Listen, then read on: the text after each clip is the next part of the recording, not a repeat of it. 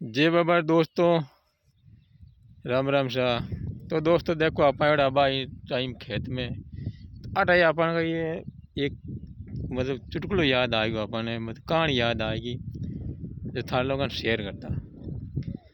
तो दोस्तों यूँ है कि हमेशा लोमड़ी और कुत्ता मुँह लोमड़ी चला गया करे कुत्ता पीछे, पण लोग फिर भी कुत्ता ने पालिया करे, लोमड़ी कदी घर में नहीं पालिया करे। कुत्ता ने हर आदमी हर घर में देखो आज कुत्तो अपने लोग पालिया करे, लोमड़ी कदी नहीं रखे, क्योंकि लोमड़ी कुत्ता पीछे चला गया कर ज़्यादा, जो चलाक करे ना भी मतलब ज़्यादा वैल्यू नहीं है, कीमत नहीं है का चलाकी करे करे।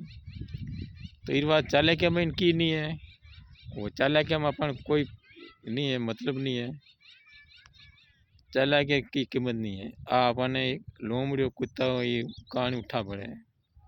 राम राम।